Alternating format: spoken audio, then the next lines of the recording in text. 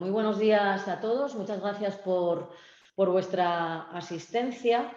Recuperamos las actividades del programa FADE Saludable después del verano. Espero que hayáis tenido un verano y unas vacaciones que os hayan permitido descansar y que, bueno, la situación sanitaria, que parece que poco a poco va mejorando y ahora mismo apunta a que verdaderamente podremos alcanzar de nuevo esa normalidad previa a la pandemia, pues que continúe así y que en breve nos podamos ver ya en persona.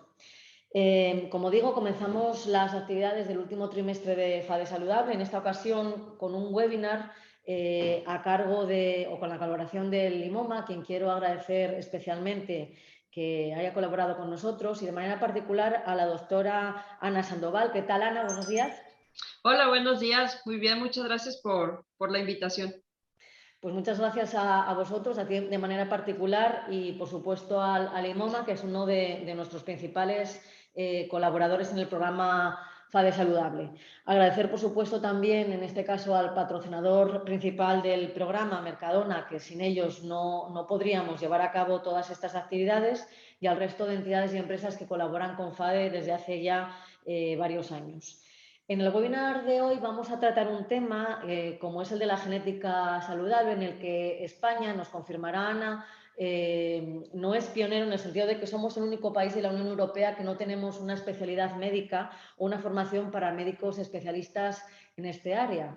Sin embargo, el IMOMA ha incorporado a su área de medicina de precisión un médico especialista o una médico especialista, en este caso como Ana, que nos va a hablar de todo lo que tiene que ver con la genética clínica y cómo, entiendo, no solamente esta va a permitir tratar determinadas enfermedades, sino sobre todo intervenir en la parte anterior, en la parte pre a tener esa enfermedad, y permitir establecer tratamientos que permitan conseguir la cura de determinadas enfermedades o avanzar hacia ella. Un tema súper interesante que yo creo que nos va a ayudar a conocer a nosotros también un poquito más todo este campo.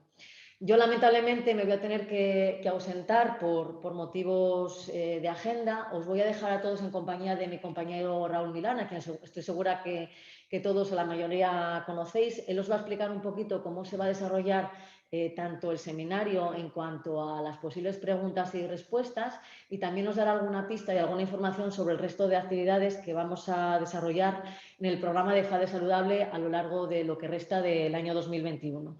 Por mi parte, nada más. Estoy segura de que la sesión va a ser muy interesante para todos.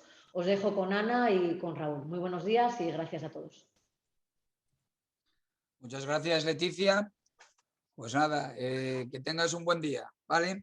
Bienvenidos a todos y bienvenida, Ana. En principio, el seminario que vamos a realizar en este momento podéis hacer preguntas. Si lo veis dentro del Zoom, hay un icono donde pone preguntas y respuestas, y si no lo tenéis, lo podéis hacer a través del chat, que haremos, si tenéis alguna consulta a medida que vaya haciendo la exposición Ana, las haremos al final del seminario, una vez que termine la ponencia Ana. Y también estaros atentos durante toda la ponencia, porque vamos a hacer mañana, os mandaré a todos los que estuvisteis en el seminario una pregunta que tiene respuesta durante toda la ponencia de Ana. Y la persona, entre todos los que acertéis esa pregunta, haremos un sorteo de productos, de una cesta de productos Mercadona, que es nuestro patrocinador, ¿vale? En principio, Ana, cuando quieras, empezamos el seminario, ¿vale? Perfecto, pues vamos por ello. A ver.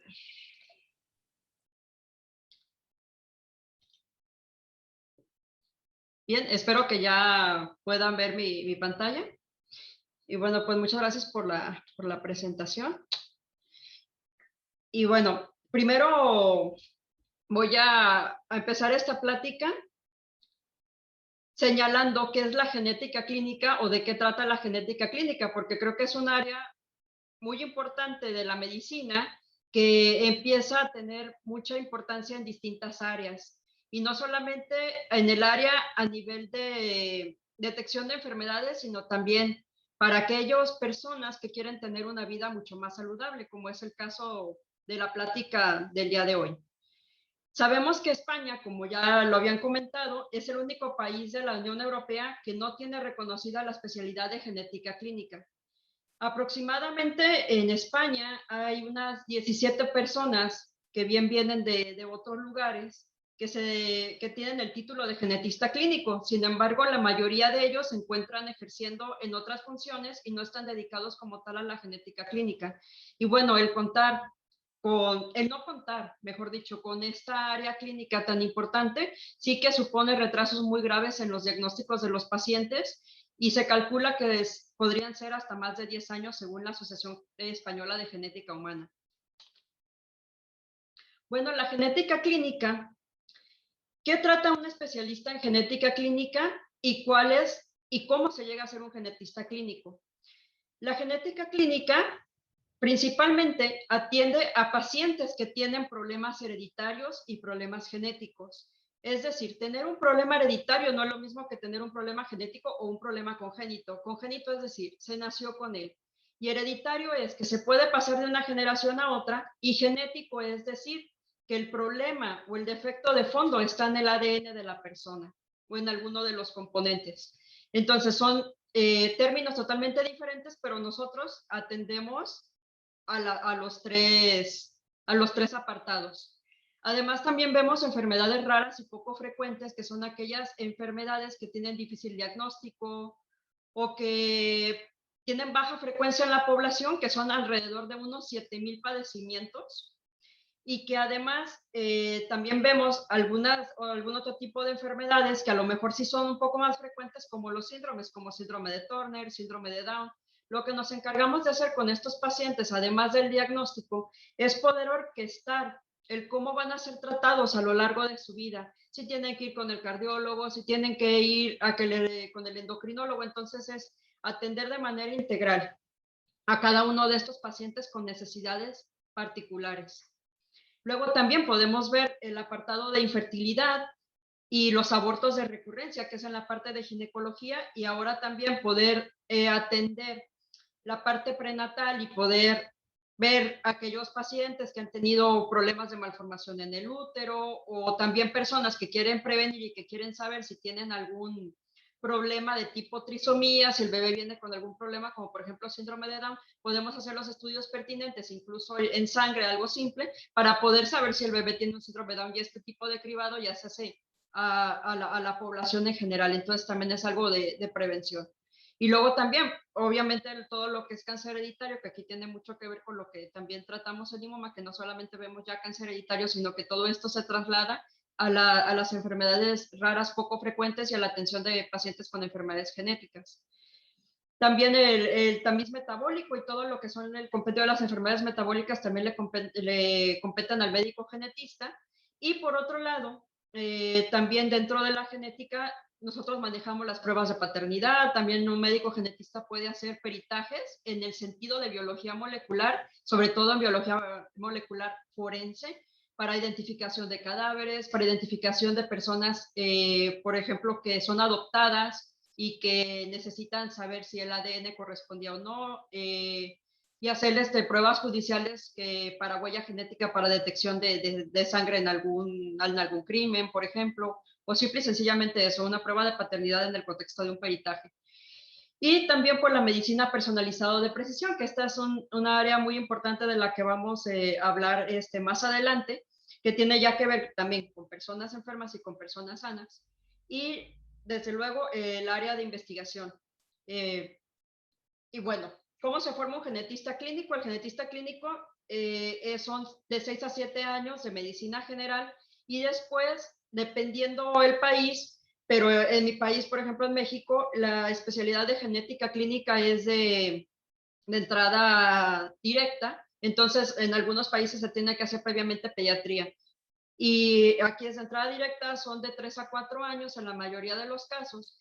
Y una vez que has terminado la especialidad, puedes subespecializarte y puedes decir, bueno, quiero hacer oftalmología genética, quiero hacer oncología, quiero hacer dermatología, y ir subdividiendo todas estas ramas. Yo en mi caso hice un diplomado en neurología, Y bueno, yo estudié allá en México todo lo que es la carrera de la Universidad de Guadalajara, después también decidí irme por el área de investigación y vine acá a empezar un doctorado en biociencias moleculares en el INGEM.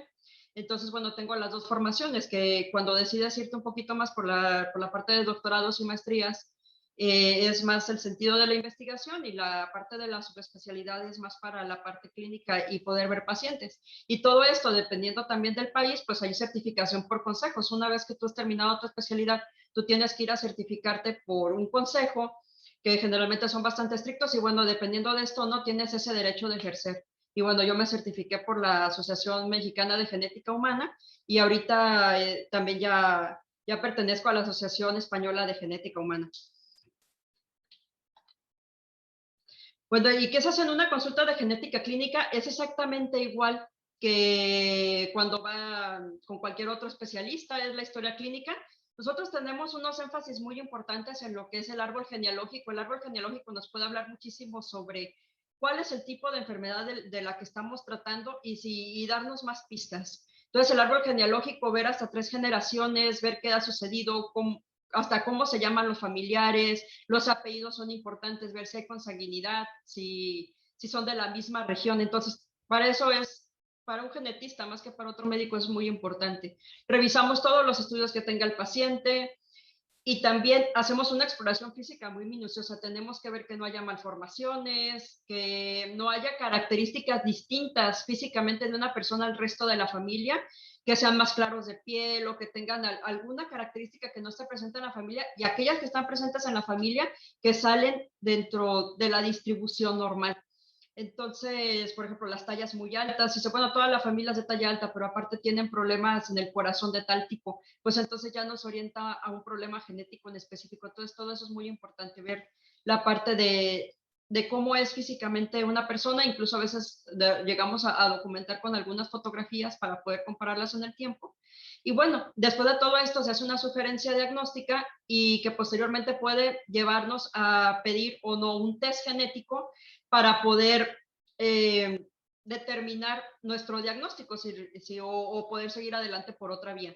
Una vez que tenemos el estudio, nos vemos en otra consulta para la interpretación de los resultados, que más adelante les voy a platicar cómo es todo este reto de una interpretación de resultados de estudios genéticos y cuáles son las implicaciones del pronóstico, cómo vamos a prevenir, cuál es el diagnóstico y cómo vamos a dar inclusive el tratamiento, porque ya se habla en algunas áreas incluso de la terapia génica, que sobre todo en oftalmología, que es una de las áreas en donde más se ha venido desarrollando, pero ya se empieza a hablar de terapia génica funcional. Y bueno, cuál va a ser el plan de seguimiento y también cómo vamos a tratar esto con otros miembros de la familia. Entonces, dicho esto, la genética clínica tiene como objetivo informar al paciente para que pueda tomar decisiones, también tratar a la descendencia y poder, cuando él quiere compartir la información y se debe compartir la información, asesorar al resto de la familia y poder hacer intervenciones oportunas, prevención, diagnóstico y tratamiento. Y bueno, aquí, ¿qué es un test genético? Porque de aquí tenemos que partir para que pueda quedar más claro lo que voy a hablar más adelante. Pues es un análisis de laboratorio que puede identificar alteraciones en el material genético de una persona. Se puede realizar en sangre, se puede realizar en saliva, y bueno, esto es a múltiples niveles de la información genética de una persona.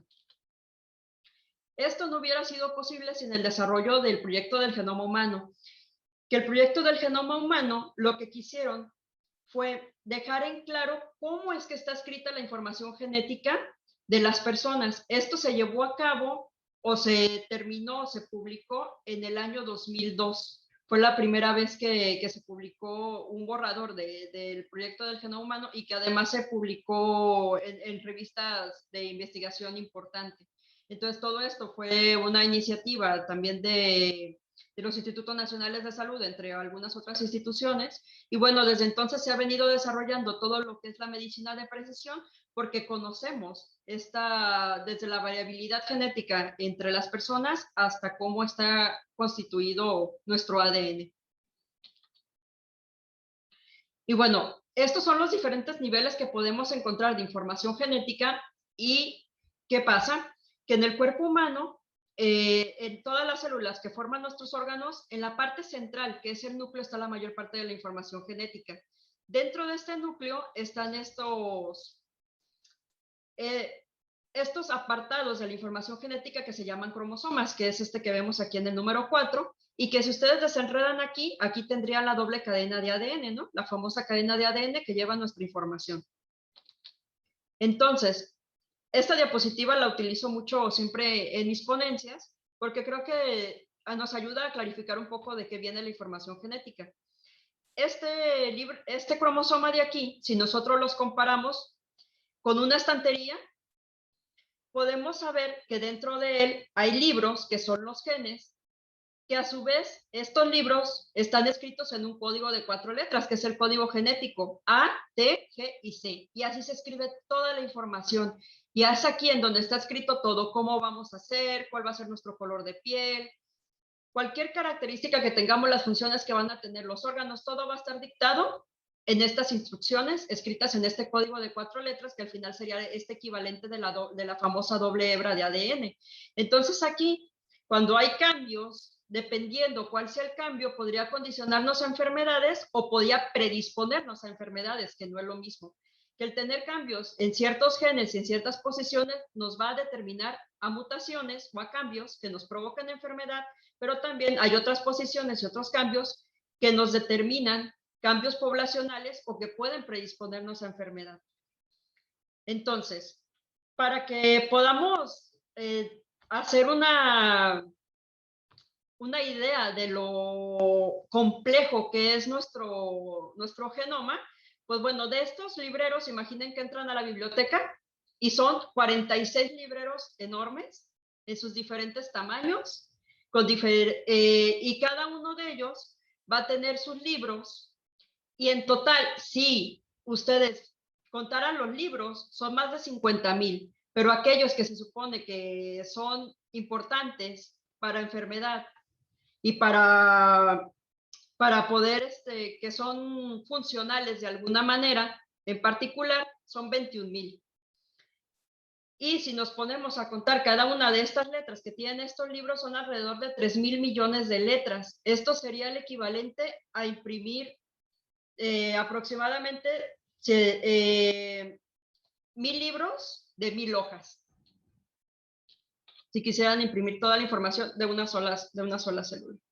Y bueno, pues de toda esta información pues la tenemos por pares, porque sabemos que la mitad viene de mamá y la mitad viene de nuestro papá. Y bueno, entonces, después de esta introducción, vamos a lo que es la medicina de precisión. Que bueno, la medicina de precisión se encarga ahora de poder dar a los pacientes una medicina adecuada, una medicina para una persona en particular, y no generalizar más las indicaciones, la terapéutica y la prevención, sino evaluar riesgos de esa persona para poder prevenir y para poder hacer un monitoreo mucho más enfocado hacia esa persona, y no se diga de los tratamientos. Este tipo de medicina tiene muchas características, entre ellos que puede prevenir, que participa el paciente en la toma de decisiones y que además es para él, es personalizada. Entre ellas tenemos una de las pruebas de las que les quiero hablar el día de hoy, que son las pruebas de salud genética, que son aquellos o aquellas test que se pueden ofrecer a adultos sanos que no tienen un historial personal o familiar de alguna enfermedad, pero quieren aprender cómo sus genes pueden afectar su salud en base a las enfermedades más frecuentes y que pueden ser prevenibles, o que se puede hacer una intervención directa para poderlas o modular la enfermedad o tratarla, o que no aparezca, o incluso detectarla oportunamente. Entre ellas, entre estas enfermedades, de las más importantes está el cáncer hereditario. El cáncer hereditario, que también puede tener la vertiente de que veamos pacientes que a lo mejor no han desarrollado enfermedad de manera personal, pero que sí hay una historia familiar, ya sea de un familiar o que nos pueda hablar sobre un síndrome particular, también entran dentro de estas pruebas de salud genética. También se puede hacer para personas que tienen historia familiar, pero no personal. También los problemas cardiovasculares también vienen a ser importantes en las pruebas de salud genética para prevención, y también hay pruebas mixtas en donde se pone cáncer hereditario con problemas cardiovasculares para hacerlo un poco más integral, Y pues también hay otros trastornos de importancia médica de los que vamos a hablar, sobre los que también se puede hacer este tipo de intervención y de estudios. Cuando se decide hacer una prueba de salud genética o una prueba que decimos nosotros con accionabilidad médica, como les comentaba, podemos detectar a tiempo y poder planificar si es que existe una predisposición a cierta enfermedad, el cómo vamos a actuar. Y esto puede ser a diferentes niveles. Puede ser que nada más necesitemos monitorizarnos, por ejemplo, la presión arterial, o monitorizar los niveles de colesterol, o monitorizar glucosa, o hacer revisiones médicas con mayor frecuencia en una exploración, dependiendo qué es lo que se encuentra afectado, hacer analíticas, o también algunos estudios de imagen con mayor frecuencia, como mamografías, colonoscopías, que no estaban planeadas o que no se planean de manera habitual porque no son parte de la población del cribado poblacional común, sino que se hacen en base a los resultados que tiene esta persona en los estudios de la prueba de salud genética. Y bueno, se establecen estos riesgos. Y también, como les voy a plantear ahorita cuando les dé el ejemplo de cáncer, que también hay pruebas que nos pueden llevar incluso a decidir una intervención dentro del contexto de una cirugía, porque es necesario por la predisposición tan alta que pudiera haber sobre el desarrollo de un cáncer. Por ejemplo, en un cáncer de mama, entonces se puede optar por ofrecer la opción de una mastectomía, es decir, de quitar los senos, o también de quitar los ovarios. Entonces, digo, este es todo el espectro de lo importante que es para la toma de decisiones. Y bueno, también tiene su influencia en la parte de el estilo de vida, que sí, que tenemos que tener mucho más énfasis en ciertas actividades para poder llevar a cabo una mejor calidad de vida, y no solo dentro de las recomendaciones globales que ya conocemos, sino ir un poco más allá y poder dar esas recomendaciones personalizadas. No todas las personas, digamos que necesitan las mismas medidas. Y bueno, ¿por qué son importantes estas pruebas de salud genética? Porque sabemos que alrededor del 16% de los adultos son portadores de una enfermedad seria y que pudiera prevenirse o detectarse a tiempo.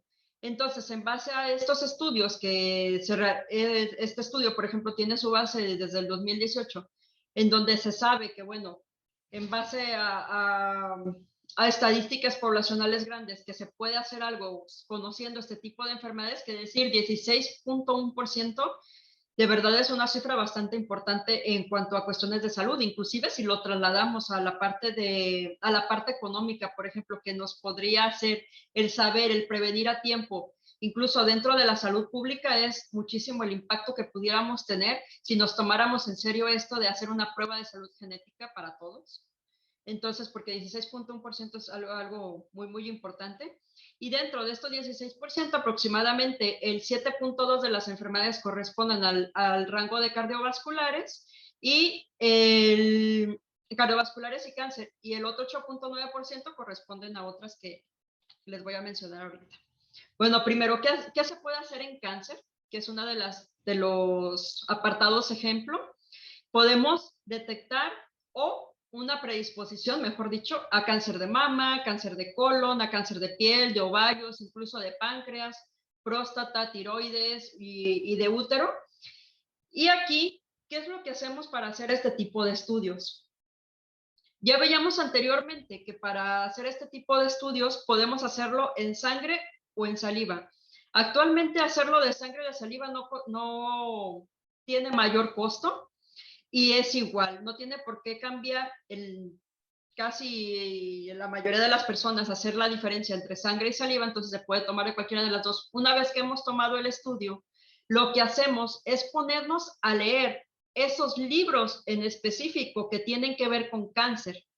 Y es decir, estos libros en específico son aquellos que hacen que una célula progrese en su ciclo y no pueda morir, o que no haya quien la detenga de tener ese ciclo, porque biológicamente tenemos algunos marcadores que nos hacen que ese ciclo celular se detenga.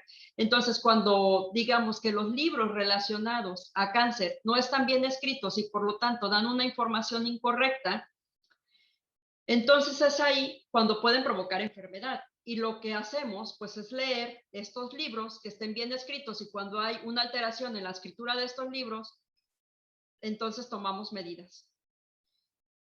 Y aproximadamente para este cribado de salud genética tenemos aproximadamente 61 genes, o sea que tomamos 61 libros con nombres diferentes y los leemos, y bueno, ya sabemos ahí si hay una predisposición que pudieran haberle heredado y que a su vez la persona pueda heredar, porque esto también es sumamente importante, porque no solamente es información para la persona, sino que también es salud para el resto de la familia, si es que él desea compartirlo. Porque aquí ya sabemos que si tiene hermanas, tiene un hijo, tiene una hija, dependiendo que sea, va a ser diferente para cada uno, y podemos hacer extensivo este tipo de estudios para el resto de la familia que se conocía previamente sana. Tal es el caso que siempre me gusta mucho comentar, porque creo que es mucho siempre del dominio público, el caso del efecto de Angelina Jolie, que ella decidió, en base a una historia familiar, hacer el estudio de mutaciones, de cambios genéticos para prevención de cáncer de mama. Una de su madre tenía cáncer de mama alrededor de los 56 años, y una tía de ella también, que era Debbie, a los 61 años, y su abuela también a los 45 años, que fue de ovario. Entonces, en base a ello, a que sí es que es una historia familiar, pero no personal, pues se puede hacer este tipo de estudios para poder determinar decisiones, y pues es bien conocido que se realizó una mastectomía con una reconstrucción posterior para poder evitar ese riesgo tan amplio, porque de haber una mutación en uno de estos dos genes que se llaman BRCA, puede haber hasta un 80-87% de probabilidades de desarrollar cáncer de mama. Entonces, este era uno de los ejemplos que les hablaba, que puede tomar este tipo de decisiones, pero que son unas decisiones oportunas y que aparte están fundamentadas en guías de práctica clínica. Todo lo que se hace en base a estos estudios están fundamentados en convenios de colegios y en guías de práctica clínica para poder tomar esas decisiones finas. Y si una persona realmente se hace este tipo de estudios, pero tampoco quiere llegar a hacerse una intervención quirúrgica, hay manera de poderlo seguir y de poder hacer marcadores que puedan orientarnos a tiempo, que a lo mejor no mandamos a hacer de manera general, y que pueden decirnos, bueno, hay un riesgo o está latente ahí que hay una sospecha de desarrollo de cáncer. Este es otro ejemplo en donde también tuvimos aquí un caso en donde podemos descubrir cambios que no esperábamos tener. Esta era una familia en donde, bueno, muchos hombres habían desarrollado cáncer de próstata, pero no cáncer de mama. Entonces tenemos a esta paciente que decide hacerse su estudio genético, y bien, tiene una mutación que es un cambio que predispone a cáncer de mama y un poco menos a cáncer de próstata, pero en la familia se había presentado como de manera general como una cáncer de próstata. Entonces, bueno, es una genealogía que nos da muy pocas pistas, pero que al final, cuando hacemos el estudio correcto, podemos obtener este rendimiento diagnóstico. Eso es en cuanto a los estudios de cáncer. Ahora, hablando un poco de las enfermedades cardiovasculares, que también son bastante interesantes porque tienen su frecuencia alta en la población, podemos ver distintos tipos de enfermedades, que son, por ejemplo, enfermedades de la arteria aorta. La arteria aorta es como la arteria principal del cuerpo, y esta puede dilatarse y puede generar incluso rupturas. Entonces podemos ver predisposición a ese tipo de cambios. Recordemos también que el corazón es un músculo, entonces que tiene efecto pues de contracción y relajación. Y bueno, este músculo también puede tener daños por ciertas alteraciones genéticas, y puede o ser más, digamos, dilatarse, o puede al revés, tener una pared mucho más amplia de lo que debería, y todo esto ocasionar problemas sistémicos cardiovasculares que pueden ser incluso estar en silencio. Hay a muchas personas que les hacemos el estudio y bueno, tenemos que tomar medidas y decimos, bueno, ve a hacer entonces un eco cardíaco y un seguimiento por el cardiólogo, y resulta que ya tenían una dilatación de su corazón muy incipiente, que aún no les había dado síntomas clínicos, pero que sí estaba presente, que tenían un corazón dilatado y que gracias a ello se puede hacer una intervención a tiempo y seguirlo. Que si no se hubiera dado cuenta en ese momento, aunque algunas pueden ser silentes, algunas sí pueden ocasionar un problema de insuficiencia cardíaca. Entonces, pues se toman las medidas pertinentes y esa persona tiene que cambiar un estilo de vida particular para poder llevar a cabo o estar estable por más tiempo. Igual para las arritmias, que son problemas, el corazón tiene un sistema eléctrico que le dice para poder llevar a cabo los latidos del corazón. Entonces, cuando hay una disfunción a uno de estos niveles, de estas cargas eléctricas, es una arritmia. Entonces, es un problema de conducción del corazón o de arritmias. Se puede ver también la predisposición por estudios genéticos. Tanto es que podemos ver hasta una predisposición a la muerte súbita, es decir, aquellas personas que previamente sanas o previamente que estaban bien y luego tienen de repente un infarto. Esto es porque algunas de ellas, salvo otras condiciones, tienen también cambios genéticos.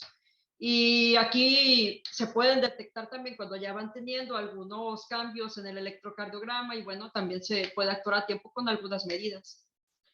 Y las formas genéticas de hipertensión, no todas las formas de hipertensión son genéticas, la mayoría son multifactoriales y también de colesterol alto. Entonces también hay algunos criterios para establecer, pero también hay personas que no sabían que tenían esa predisposición a colesterol alto y hipertensión. Entonces las medidas de higiénico-dietéticas y de actividad física y todo tienen que ser un poco más específicas para ellos, porque ahora sí que no tienen esa capacidad de poder decidir no cuidarse, sino que deben de tener su propio manejo para que no desarrollen la enfermedad si no es que no la han desarrollado. Y además, tener un colesterol elevado desde el punto de vista de una predisposición genética, a veces puede que eleve ciertos parámetros en específico y a veces puede ser hasta incluso un poco más agresivo que cuando una hipercolesterolemia o un colesterol alto se da en un contexto multifactorial o sin predisposición genética. Entonces esto hay que tenerlo muy claro porque tener el colesterol alto pues va teniendo sus consecuencias a nivel coronario, que pueda generar una pancreatitis, un problema de páncreas cuando los triglicéridos están altos. Entonces todo esto tiene sus repercusiones de manera global. Y si sabemos, bueno, que tienen esta predisposición, pues los cuidamos adecuadamente. Y la otra es la predisposición a la formación de coágulos, que también se puede ver por medio de estos estudios genéticos, que bueno, eso también es importante y también los monitorizamos con regularidad y también al saber, pues pueden detectar los síntomas a tiempo si es que llegara a ocurrir. Y para ello, los genes relacionados para prevención son alrededor de 77 para cardiología. Y bueno, ¿qué otras enfermedades pueden ver estos estudios genéticos? La susceptibilidad a la muerte por anestésicos. Seguramente han escuchado hablar que las personas que se hacen una intervención quirúrgica y que de repente murieron de manera espontánea en el quirófano sin más. Bueno, hay una enfermedad que se llama hipertermia maligna que altera todos los signos vitales y además sube la temperatura corporal de una manera bastante extrema para poder causar la muerte. Entonces, son personas que tenían un cambio genético en específico, generalmente en unos genes que se llaman reanodina, y que pueden predisponer a hipertermia maligna. Por suerte, no todas las personas que lo tienen les ocurre. Algunas personas ya dicen, bueno, yo sí he tenido un antecedente, una cirugía y tengo un cambio en estos genes.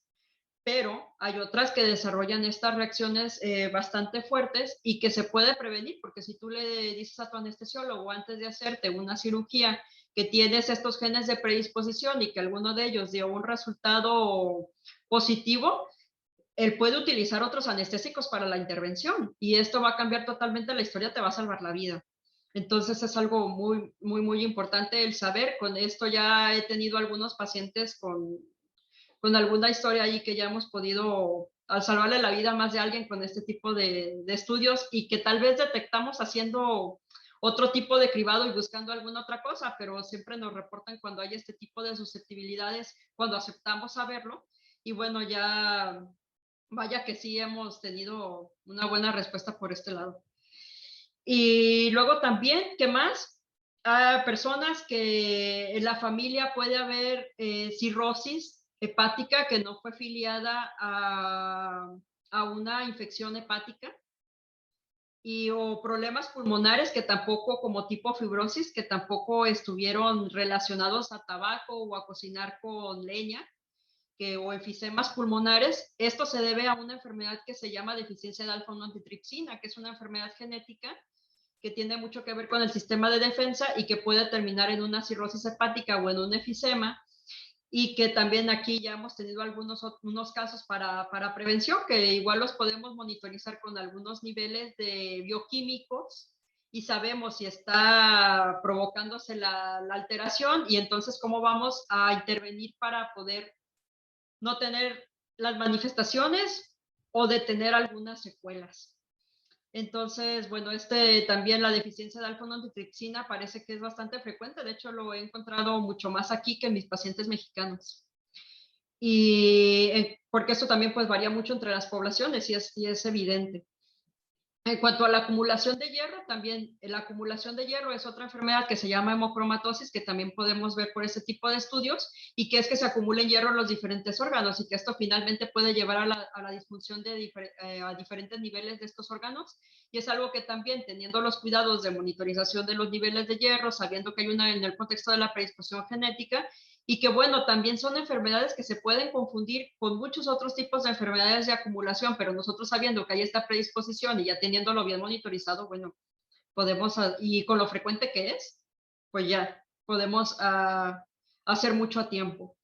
Y también están otras como la enfermedad de Wilson, que es acumulación de cobre, igual que las anteriores, nada más que estas de cobre, y también algunos otros de amonio que también pueden hacer algunos problemas metabólicos importantes, y bueno, también tienen su propio manejo y su intervención a tiempo. Y bueno, pues esto es el cuidado realmente de la función de los órganos internos, ¿no?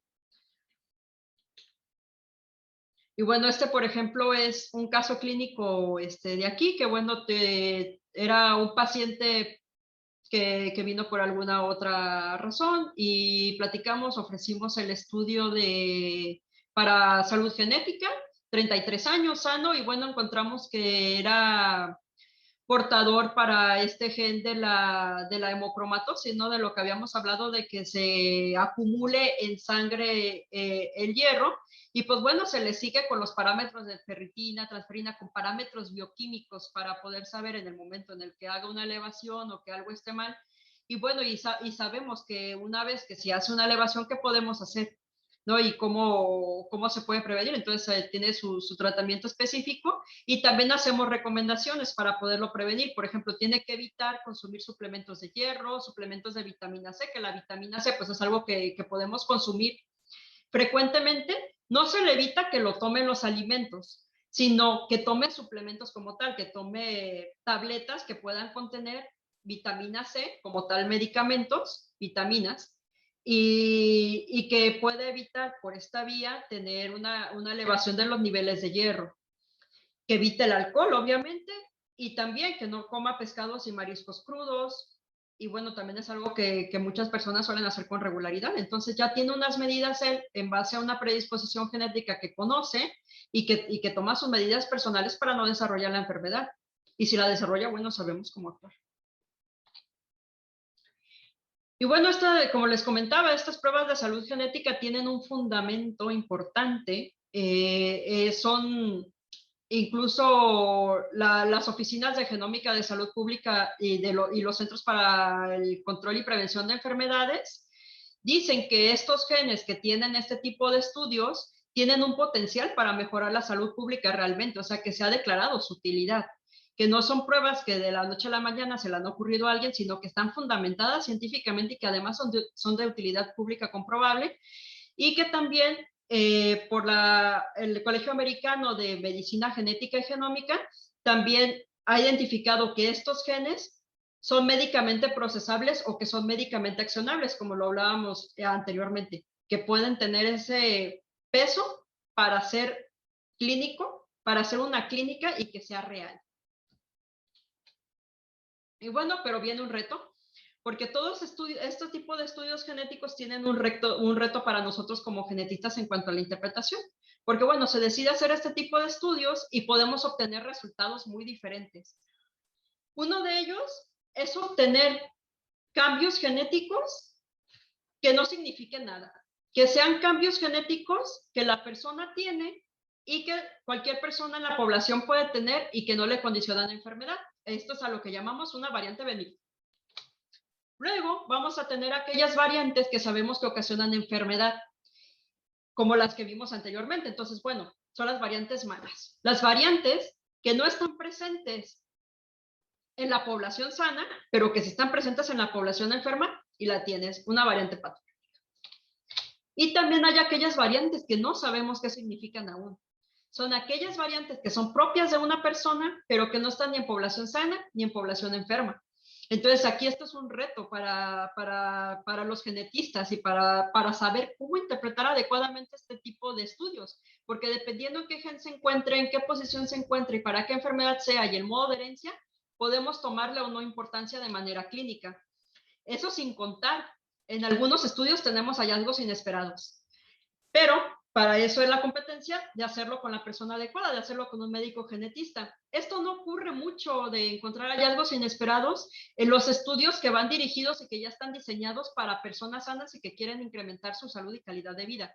Generalmente esto no sucede.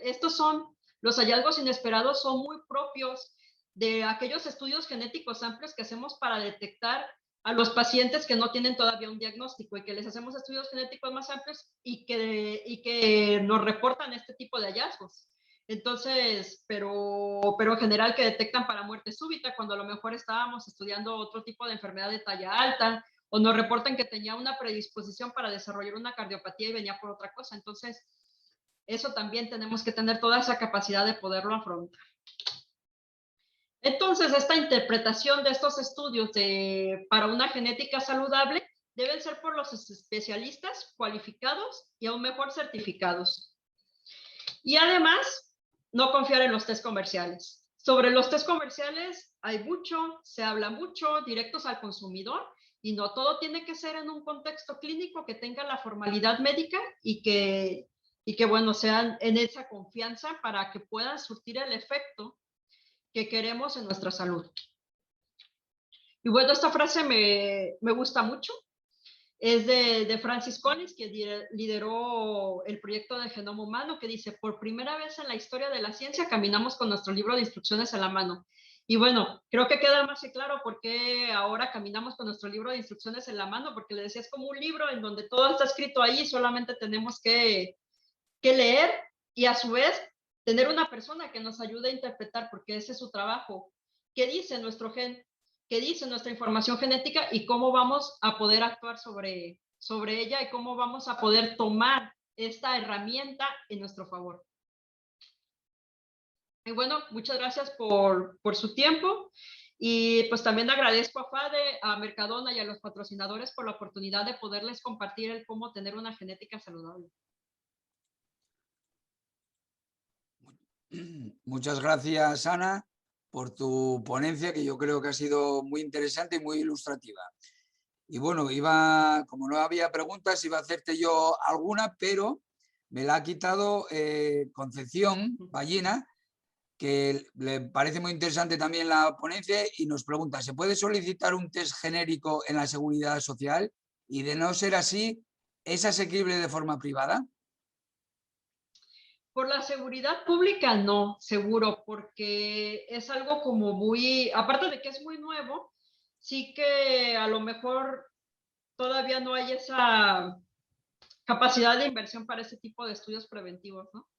Y bueno, sí, realmente estos estudios en particulares para salud genética sí son bastante accesibles. Digo, son incluso más accesibles que los estudios de diagnóstico regulares. Perfecto. Y aquí en Asturias, bueno, en el Limoma, por supuesto, ¿no? Sí, Se en el pueden Limoma hacer esos estudios, ¿no? eso es cosa de todos los días. Es algo que ya se tenía experiencia, algo que se maneja bastante bien y que hacemos de todos los días. Perfecto. Y bueno, nos convendría hacerlo a todo, pero ¿hay algún ítem o alguna persona específica que lo necesitaría hacer o es voluntario? Toda la población. Lo Pero tendría que hacer, ¿no? sí, podemos tener a lo mejor un poco más de rendimiento diagnóstico, es decir, tener un poco más de obtener mejores resultados, mejor dicho, en personas que tienen una historia familiar, porque sabemos que ya hay ahí alguna agregación, hay algo que nos dice que es más fácil que pueda estar un gen afectado. Por ejemplo, que haya historia familiar de cáncer, que haya historia familiar de fibrosis pulmonar, de que alguien haya muerto súbitamente en la familia, o que no se sabe cuál fue la muerte, hubo una muerte de cuna, por ejemplo, también, o bueno, que enfermedades que no se sabe por qué falleció de repente, falleció a una edad joven. La edad de presentación de las enfermedades nos habla mucho. El tener una enfermedad en una edad muy joven, un cáncer en una etapa muy joven, nos habla de una alta predisposición genética. Entonces también el ser joven o también tener enfermedades en órganos pares. No es lo mismo a lo mejor que haya una historia de cáncer de mama en una sola mama que en ambas. Eso nos habla más de una predisposición genética. Entonces todo ese tipo de características a lo mejor van sumando puntos para decir, aún eres un mejor candidato para este tipo de estudios. Pero sin embargo se están estandarizados para hacerlo a cualquier población. Aún más razones cuando hay historia personal o cuando hay historia familiar, porque sí que va a tener un mejor rendimiento. Nada, pues nada, muchas gracias, Ana. Bueno, mientras esperamos a ver si hay alguna pregunta más, os comento que de toda la webinar que ha desarrollado Ana, vamos a haceros mañana, os haré una pregunta que, como he dicho anteriormente, pues que los que contesten correctamente entrarán en el sorteo de un lote de productos de Mercadona, ¿vale? Aparte, estamos desarrollando en este mes de septiembre otra serie de actividades con FADE Saludable, que hay un concurso de recetas saludables, a las cuales una vez que acaba al final de mes haremos un libro de recetas saludables en las cuales saldrán todas las recetas de todos los participantes, y entre todas ellas también sortearemos un lote de productos, ¿vale? También hay este domingo va a haber un torneo de golf en el cual colaboramos en la Barganiza, y durante este mes también hacemos una serie de consejos sobre cuidando nuestros huesos. Y también en noviembre haremos también una serie de consejos con cuidando nuestro corazón, que es lo que queda de actividades de FADE Saludable. Y nada más. Bueno, espera que ahora hay otras dos preguntas, ¿vale? Nos pregunta, ¿qué consejo tenéis para alguien que no conoce su historia genética? Bueno, si no conoce su historia genética, es el candidato perfecto para este tipo de estudios, porque precisamente al no tener la historia familiar, esto nos puede dar muchas pistas de si tiene alguna enfermedad que sea heredable y que aparte se pueda hacer algo por ello. Porque al no tener la historia familiar, pues todo queda totalmente oculto, tanto porque no haya tenido relación con ellos, también para personas que fueron adoptadas. Entonces, bueno, esto creo que sería otro de los candidatos ideales para este tipo de estudios. Perfecto. Era una pregunta que nos hizo Regina, ¿vale? Y otra pregunta que nos hacen que es, ¿los niños pueden hacer también este tipo de test? No, generalmente lo hacemos en población adulta. O sea, a partir de 18 años, entiendo, ¿no? Sí, se prefiere porque éticamente, sobre todo los que son para cáncer, solamente se hacen cuando el paciente es un niño o cuando hay cánceres relacionados a niños o que se pueden desarrollar en niños, entonces probablemente se pudiera hacer bajo cierto contexto. Pero lo ideal es no hacerlo porque puede estigmatizar a los niños. Y además no se sabe si cuando esa persona llegue a la edad adulta quiera o no quiera saber este tipo de información. Entonces es una decisión muy personal y por eso no se los hacemos a los niños. Y la otra es que hay niños o personas que no saben cómo manejar este tipo de información a nivel psicológico. Entonces, para los niños puede ser un impacto que no es necesario, porque además son enfermedades que suelen presentarse más en adultos. Bueno, pues nada, en principio no hay ninguna pregunta más, agradecerte de nuevo, Ana, tu exposición, al igual que a Limoma por traernos esta webinar, y a Mercadona y a todos los colaboradores. Y nada, nos veremos en una próxima actividad de FADE Saludable, que esperemos que para el año que viene la podamos hacer de manera presencial. Ya. Venga, muchas gracias a todos por vuestra participación. Y, bueno, otra cosa que os digo, a todos también, una vez que haga la pregunta y tengamos el ganador, Ana, ¿nos permites mandar a todo el mundo la ponencia? Claro que sí. Venga, pues muchas gracias y nada, nos vemos en la próxima actividad de FADE Saludable. Hasta luego. Gracias, hasta luego. Adiós.